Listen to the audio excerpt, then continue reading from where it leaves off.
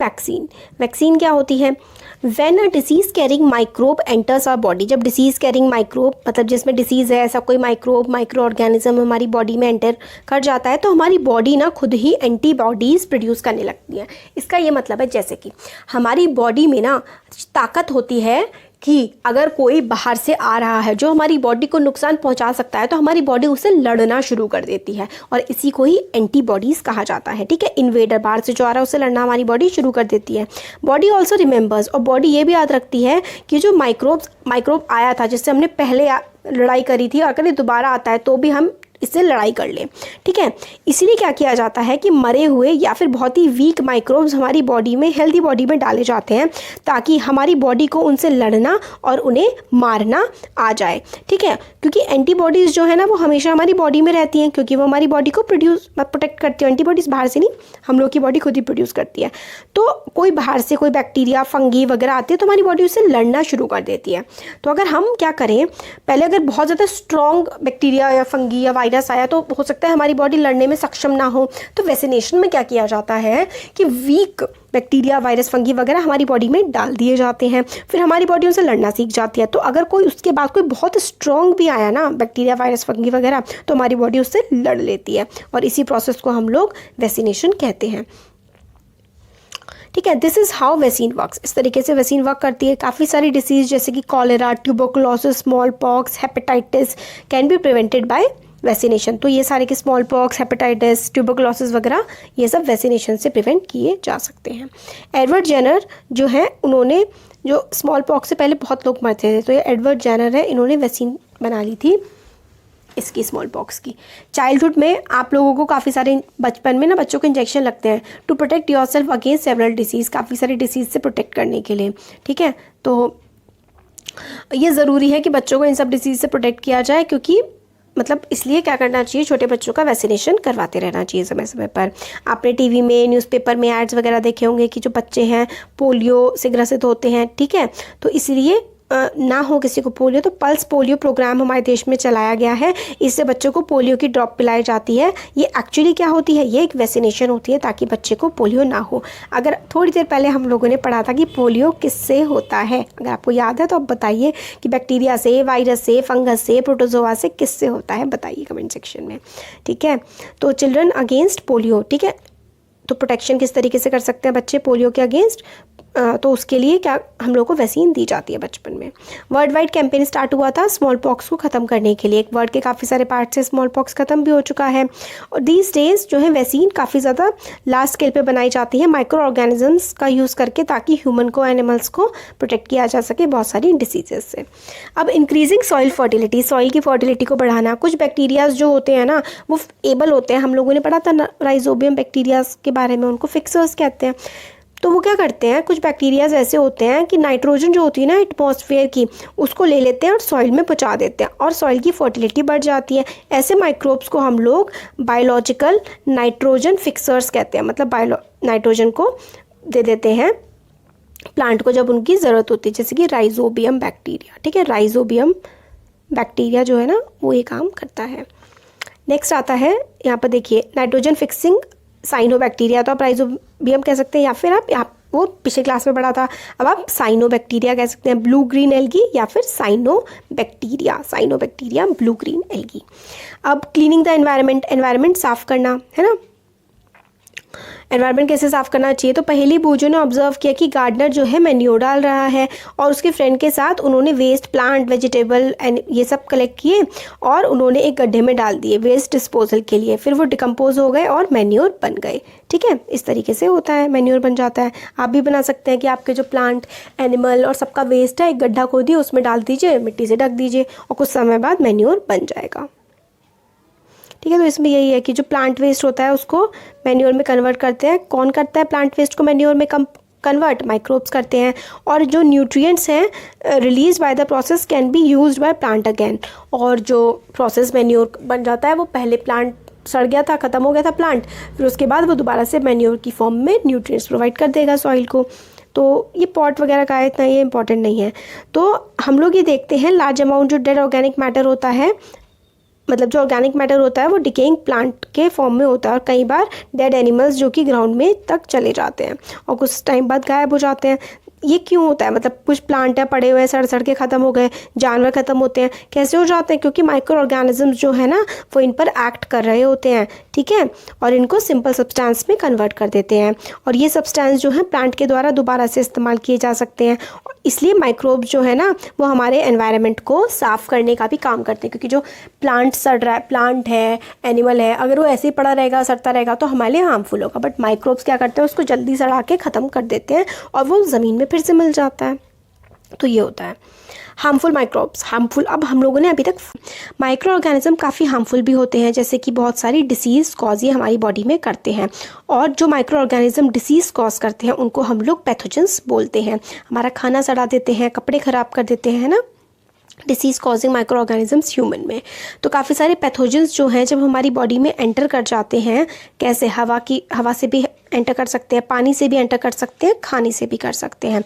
और अगर हम लोग किसी इन्फेक्टेड जिस पर्सन को इन्फेक्ट कर रखा होता है इन बैक्टीरिया, फंगस, वायरस वगैरह ने, अगर हम उसके कांटेक्ट में आते हैं तो हमें भी हो सकता है और एनिमल्स से भी हमें ट्रैवल कर सकता है। तो जो माइक्रोबियल डिसीज़ होती है ना, ये एक इन्फेक्टेड पर्सन से एक हेल्दी पर्सन में ट्रैवल कर जाती हैं हवा, पानी, खाने के थ्रू, और इसीलिए हम इनको कम्युनिकेबल डिसीज़ कहते हैं। This is very important. Communicable disease क्या होती हैं? तो माइक्रोबैक्टीरियल डिसीजेस दैट कैन स्प्रेड, ऐसी डिसीज़ जो स्प्रेड हो सकती हैं एक इन्फेक्टेड, एक बीमार पर्सन से एक बिल्कुल हेल्दी, एक अच्छे पर्सन में, किसकी हेल्प से? हवा, पानी, खाने की हेल्प से, या फिर हम उसके कॉन्टैक्ट में आए, छुए उसको फिजिकल कॉन्टैक्ट से। इस तरीके से जो बीमारियां फैलती हैं उनको कम्युनिकेबल डिसीज़ कहते हैं, जैसे कि कॉलेरा हो गया, कोल्ड हो गया, ट्यूबरकुलोसिस हो गया, चिकन पॉक्स हो गया, ठीक है। ये सारी की सारी कम्युनिकेबल डिसीज़ होती हैं। अगर कोई आपके सामने कोई पर्सन खांस रहा है और आपके ऊपर उसके ड्रॉपलेट्स आ गए ना हवा की हेल्प से, तो वायरस एक हेल्दी बॉडी में भी एंटर कर जाएगा और उसमें भी वो इन्फेक्शन फैला देता है, ठीक है। तो इसलिए हम लोगों को जब भी हम खांसते हैं तो हम लोगों को हाथ रख लेना चाहिए मुंह पे या फिर रुमाल रख लेना चाहिए। हम लोग को ऐसे डायरेक्ट नहीं खांसना चाहिए, काफ़ी अनहेल्दी चीज़ होती है, वो दूसरों को भी बीमारी फैला सकते हैं।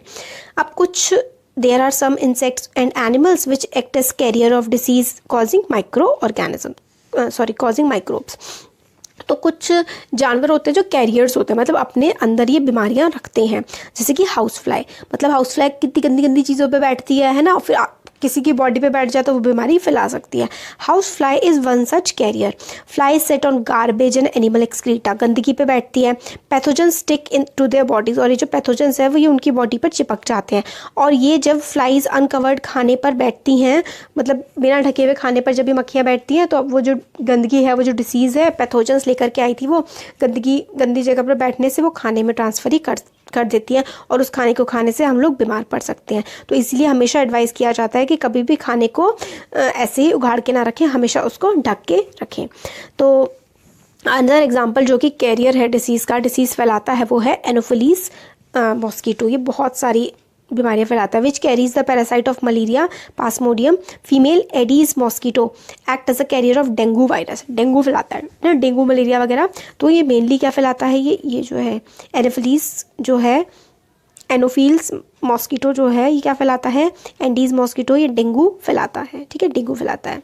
एडीज मॉस्किटो डेंगू वायरस को फैलाता है, ठीक है। अब सारे के सारे मॉस्किटो जो हैं, जो ये मच्छर हैं, ये पानी में पैदा होते हैं, पानी में ब्रीड करते हैं, अपने अंडे जो है ये साफ़ पानी में दे जाते हैं। Hence we should not collect water anywhere in coolers, tyres, flower pot etcetera. हम लोग को पानी ऐसे सड़ने के लिए कहीं पर भर के नहीं छोड़ देना चाहिए, क्योंकि उसमें मच्छर पनप जाते हैं। By keeping the surrounding clean, हम लोग अपने आसपास की चीज़ों को साफ़ रख करके, सूखा रख के मॉस्किटो की ब्रीडिंग को रोक सकते हैं, मॉस्किटो को पनपने से रोक सकते हैं, और मलेरिया के स्प्रेड से भी बचा जा सकता है इस वजह से। फिर देखिए, ये बहुत इंपॉर्टेंट टेबल है, ये वाला जो टेबल है ना, ये काफ़ी ज़्यादा इंपॉर्टेंट है, वेरी इंपॉर्टेंट, अच्छे से करना है आपको। इसमें देखिए ट्यूबरकुलोसिस जो है, ट्यूबरकुलोसिस किससे फैलता है? बैक्टीरिया से फैलता है और हवा से, ठीक है। टीबी जो होता है, ट्यूबरकुलोसिस होता है टीबी की बीमारी, हवा से बहुत गंदी बीमारी होती है। मीजल्स जो है वो बैक्टीरिया से, हवा की हेल्प से। चिकन पॉक्स वायरस होता है, हवा से। पोलियो भी वायरस है, मैंने आपसे पिछले वीडियो में भी क्वेश्चन पूछा था, पोलियो किससे फैलता है? वायरस से। ये तीनों की तीनों चीज़ें वायरस से फैलती हैं। तो मीजल्स, चिकन पॉक्स, पोलियो, ये सारी की सारी वायरस से फैलती हैं और हवा से फैलती हैं, ठीक है। अब इसमें क्या होता है कि पेशेंट को बिल्कुल कंप्लीट आइसोलेशन, मतलब बिल्कुल उसको, जो पेशेंट है उसको एकदम अलग रख दिया जाए, उसकी बिलोंगिंग्स जो हैं वो उसके पास जो सामान है उसका वो उससे अलग कर दिया जाए, और वैक्सीनेशन प्रोवाइड कर दिया जाता है। अगर पहले बचपन में इसका वैक्सीनेशन कर दिया जाता है। वैक्सीनेशन क्या होता है, हमने पढ़ा था कि उसी बीमारी का छोटा सा, मतलब या तो डेड, ठीक है, माइक्रो ऑर्गेनिज्म, या फिर बहुत ही वीक बॉडी में डाल देते हैं, फिर हमारी बॉडी उससे लड़ना सीख लेती है। फिर अगर दोबारा ऐसी कंडीशन आती है, ऐसा कोई माइक्रो ऑर्गेनिज्म, माइक्रोब या फिर पैथोजन हमारी बॉडी में एंटर करता है, हमारी बॉडी लड़के उसे भगा देती है, ठीक है।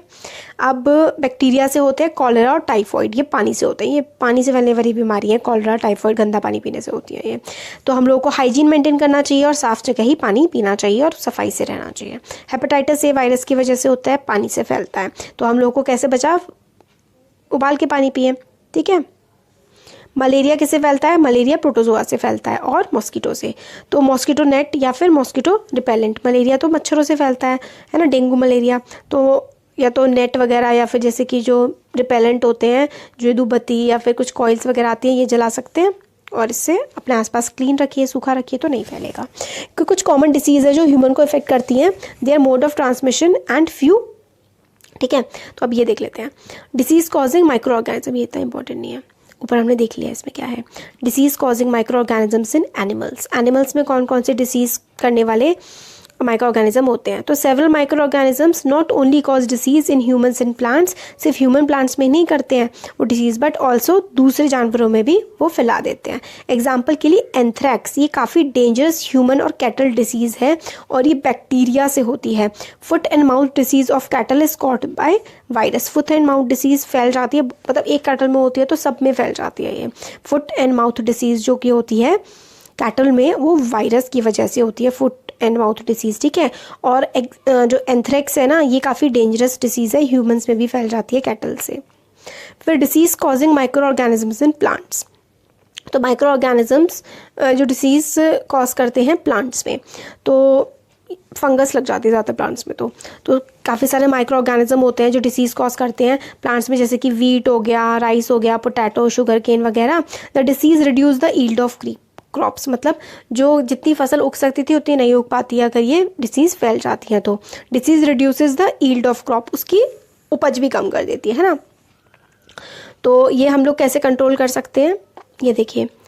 तो प्लांट डिसीज, सिट्रस कैंकर और रस्ट ऑफ वीट और येलो वेन, ये सब ये बैक्टीरिया से, फंगी से, मतलब ये टेबल कर लीजिए आप, इतनी इंपॉर्टेंट तो है नहीं, वैसे एग्जाम में आती नहीं है ज़्यादा, बट फिर भी आप इसको पढ़ लेंगे तो सिंपल सी चीज़ है। कुछ केमिकल्स का भी इस्तेमाल करके हम लोग माइक्रोब्स को मार सकते हैं। फूड पॉइजनिंग, फूड पॉइजनिंग जो होती है, हम लोग का खाना पचता नहीं है, वो भी माइक्रो ऑर्गेनिजम्स की वजह से होता है। पूजो ने अपने फ्रेंड्स को इनवाइट किया पार्टी के लिए और उन लोगों ने काफ़ी सारा खाना खाया। घर जाके मतलब भूजो ने जो है उसके फ्रेंड के घर वो गया था, बट घर जाके उसको वॉमिट हुई, तो उसको हॉस्पिटल ले गए तो डॉक्टर ने बताया कि फूड पॉइजनिंग हुई है। फूड पॉइजनिंग क्या होता है, फूड पॉइजनिंग जो है consumption of food spoiled by some micro organisms. Food poisoning होती है जब अगर हम लोग ऐसा कुछ खाना खा लेते हैं जो माइक्रो ऑर्गेनिजम्स ने अगर उस खाने को सड़ा दिया है, फिर हमने उस खाने को खा लिया है, तो हमें फूड पॉइजनिंग हो सकती है। Micro organism that grow on our food sometime produce toxic substance, खाने पे बढ़ते हैं वो और काफ़ी ख़राब चीज़ें वो प्रोड्यूस करते हैं, और इसकी वजह से फूड जो है पॉइजनस हो जाता है और हमारी मतलब इंसान की जो है ना काफ़ी बीमार हो सकता है और डेथ भी हो सकती है। इसलिए हम लोगों को ज़रूरी है कि हम खाने को सड़ने से बचाएं, सड़ा हुआ खाना ना खाएं। फूड प्रिजर्वेशन, फूड को कैसे बचा सकते हैं, चैप्टर 1 में हम लोगों ने पढ़ा था कैसे उगाते हैं, कैसे स्टोर करते हैं, ठीक है। तो हम लोगों को ना मेनली खाने को नमी से बचाना होता है। जैसे ब्रेड को अगर आप ऐसे ही छोड़ दें नमी में, मॉइस्ट कंडीशन में, तो उस पर फंगस लग जाती है। माइक्रो ऑर्गेनिज्म जो है खाने को सड़ा देते हैं। स्पॉइल्ड फूड जो है काफ़ी ज़्यादा ख़राब स्मेल उसमें से आती है, उसका टेस्ट भी ख़राब हो जाता है, उसका कलर भी चेंज हो जाता है, ठीक है। तो सम मैंगोज़, बट कुछ मैंगोज़ लेके आई थी पहेली, बट वो उसने कुछ दिनों तक नहीं खाए तो फिर वो सड़ गए और ठीक है उनमें से बदबू आने लगी।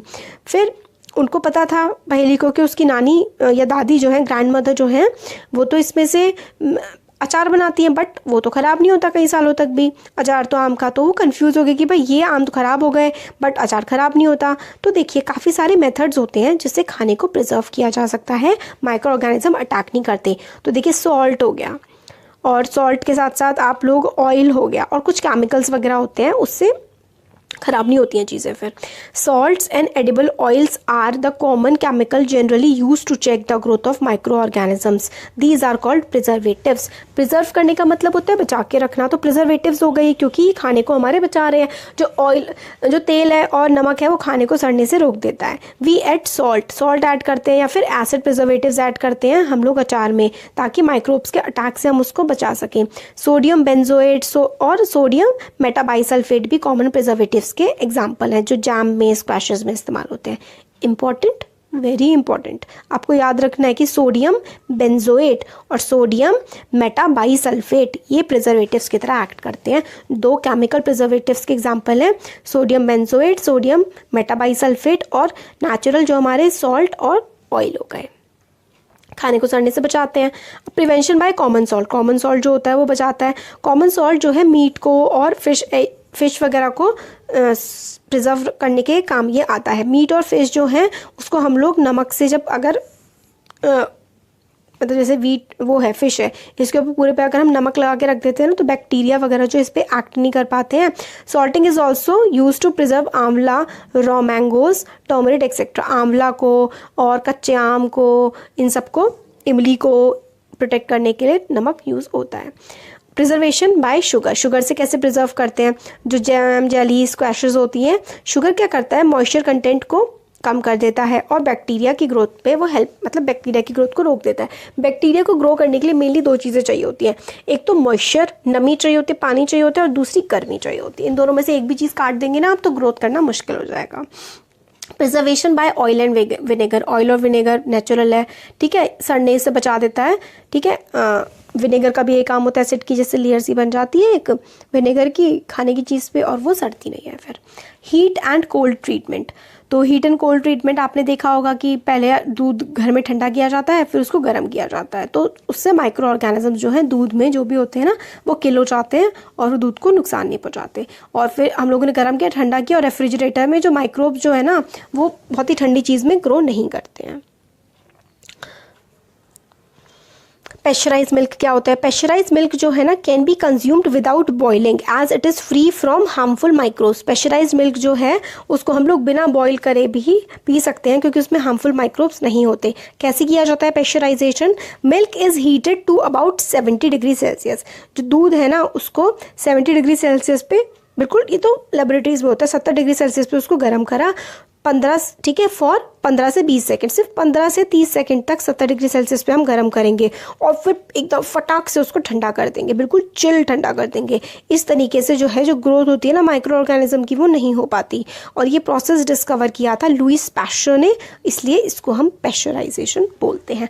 तो 70 डिग्री सेल्सियस पे 15 से 30 सेकंड के लिए गर्म करो, फिर फटाफट एकदम चिल ठंडा कर दो, तो माइक्रो ऑर्गेनिज्म ग्रोथ नहीं होती, सड़ता नहीं है।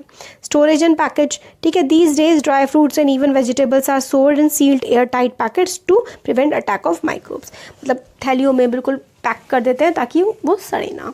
नाइट्रोजन फिक्सेशन, तो राइजोबियम बैक्टीरिया के बारे में हम लोगों ने पढ़ा है कि सॉइल में नाइट्रोजन का फिक्सेशन कर देता है ये।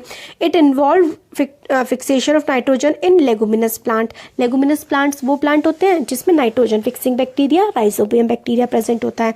राइजोबियम बैक्टीरिया जो है वो रूट्स में, जड़ों में रहता है किसी भी लेगुमिनस प्लांट की, जैसे कि बीन हो गया, पीज हो गई, है ना, with which it has a symbiotic relation.